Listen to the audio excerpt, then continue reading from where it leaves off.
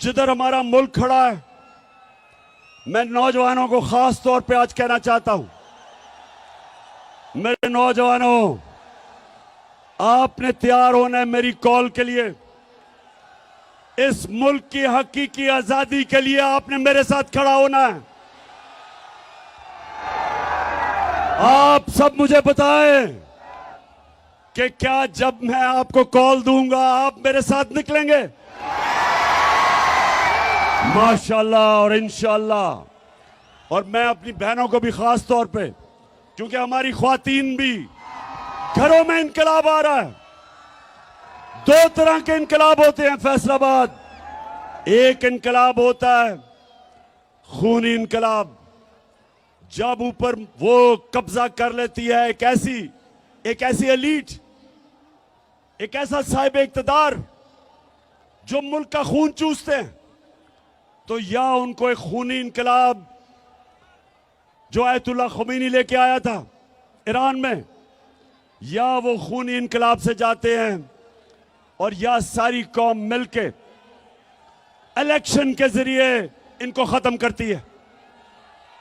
तो हमने इंशाल्लाह, हमने जिसको सॉफ्ट रेवोल्यूशन कहते हैं, हमने सबने मिलके इस मुल्क में ये जो कब्जा ग्रुप है इसको हटाना है। और आप सब ने मेरे साथ मिलना है।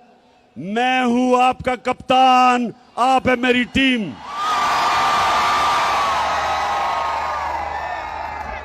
और फैसलाबाद इलेक्शन भी आ रहा है, यहां एक इलेक्शन भी है, आपको पता है लोटों का। इस फैसलाबाद में भी एक दो लोटे निकले हैं।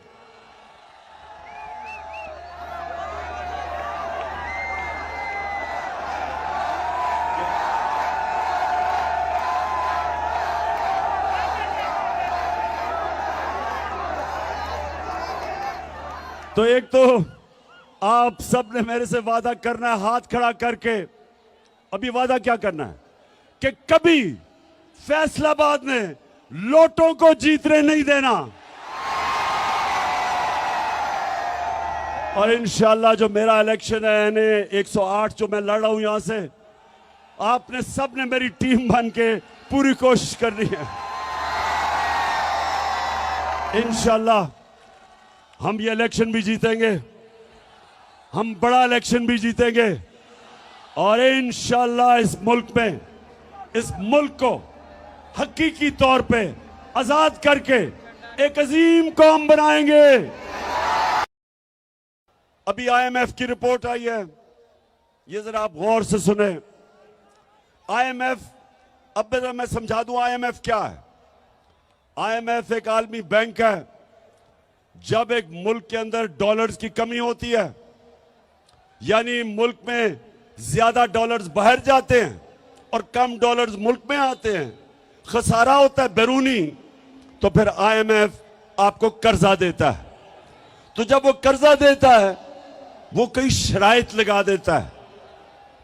वो ये कहता है कि मसलन आप अवाम से पैसा इकट्ठा करने के लिए बिजली महंगी करो, आप पेट्रोल और डीजल की कीमत बढ़ाओ।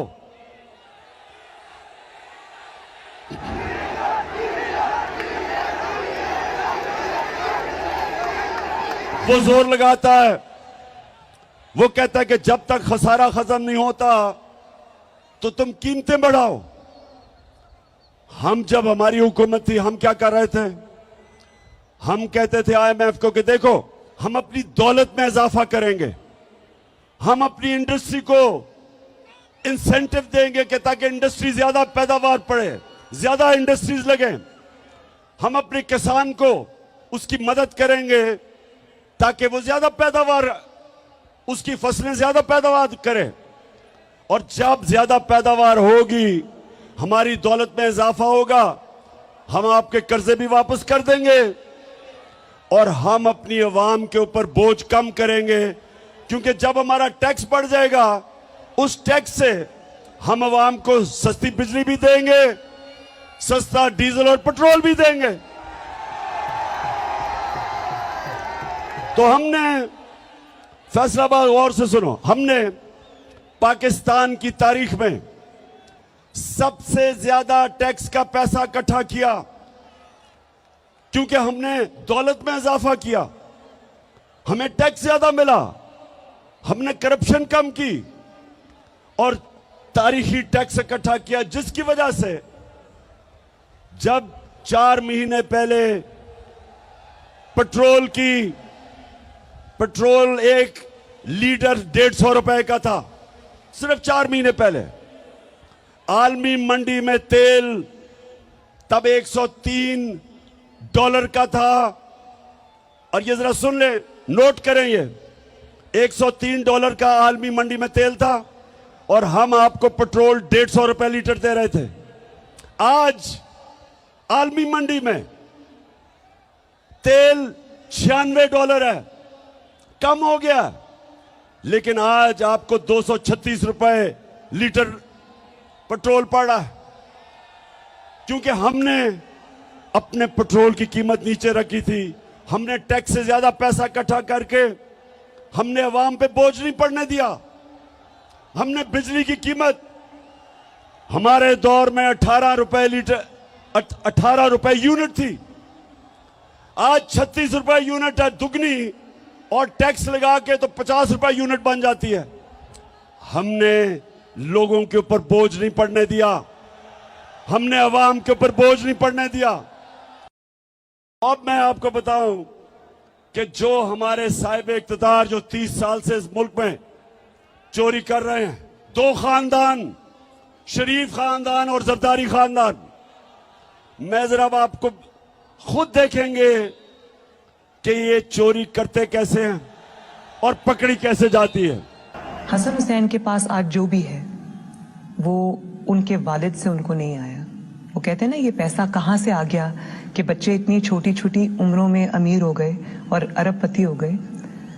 तो मुनीब वो एक अरबपति दादा के पोते हैं, उस अरबपति दादा के पोते हैं जो 1960s और 70s में पाकिस्तान का अमीर तरीन इंसान था। ये जो एसेट्स हैं, ये जो बिजनेस के लिए पैसा है, ये सारा दादा से डायरेक्टली बच्चों को ट्रांसफर हुआ। सुन लिया, ये सुन लिया। मरियम कहती है कि हमारा तो दादा इतना अमीर आदमी था कि हमारे पास तो ये पैसा दादे ने दे दिया। अच्छा, अब दादे ने दे दिया तो दादे का जो बेटा शहबाज शरीफ था वो ये क्या कहता है? मेरा खानदान मेरे खानदान को 22 खानदानों में शुमार नहीं होता था। मुझे इसके ऊपर बाइस फख्र है कि मेरे वालिद का ताल्लुक एक गरीब किसान के घराने से था, हिंदुस्तान से। वो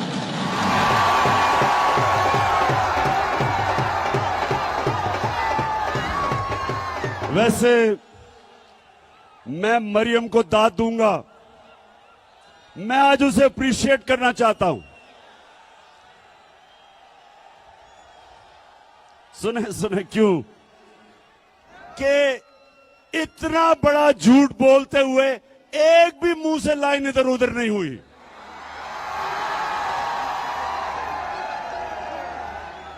यानी झूठों का बादशाह बना, इतने सीधे मुंह से मेरा तो दादा बड़ा अमीर आदमी था। वो या तो दादा कोई और था या शहबाज शरीफ। वो शहबाज शरीफ कहता है मेरा बाप गरीब आदमी था, वो कहती है मेरा दादा अरबपति था। अब आसिफ जरदारी, मुल्क की सबसे बड़ी बीमारी आप सब जानते हैं। अब ये सुने, इसने $60 मिलियन जो होता है 13 अरब रुपया, 13 अरब रुपया इसने स्विट्जरलैंड में रखा हुआ था। मुशर्रफ की हुकूमत ने जब पता चला तो मुशर्रफ की हुकूमत ने कानूनी कार्रवाई की और वो जो पैसा था वो कानूनी कार्रवाई के बाद वो पाकिस्तान को आना था।